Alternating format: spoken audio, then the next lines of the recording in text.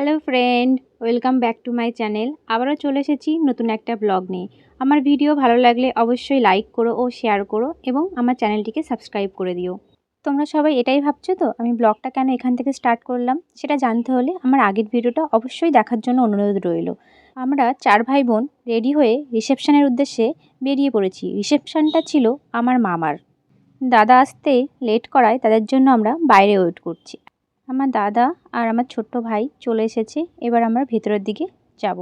বাইরের সাজানোটা তোমাদের কেমন লাগলো অবশ্যই জানিও। এই যে পুচকুটাকে দেখছো, এটা আমার ছোট ভাই। তোমরা অবশ্যই আমার আগের ভিডিওতে আমার ভাইকে দেখেছো, তাই আর বিশেষ কিছু বললাম না ওর ব্যাপারে। প্রোগ্রামটা ছিল ফার্স্ট ফ্লোরে, তাই আমরা সিঁড়ি দিয়ে উপরে উঠে যাচ্ছি।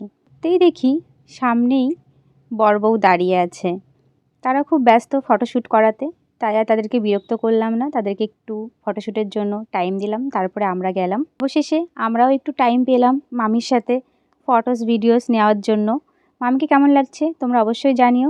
আমার এই সিম্পল লুকটা তোমাদের কেমন লেগেছে অবশ্যই কমেন্ট করে জানিও। আমি নেক্সট ব্লগে আমার এই সিম্পল লুকটা তোমাদের রিক্রিয়েট করে দেখাবো।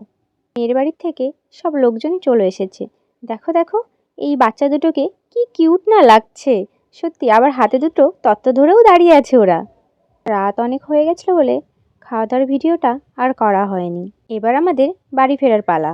ওখান থেকে বেরোতে বেরোতে 12টারও বেশি বেজে গেছিলো। সবাইকে শুভরাত্রি, টাটা, বাই বাই। আবারও দেখা হচ্ছে আমার নতুন ব্লগের সাথে।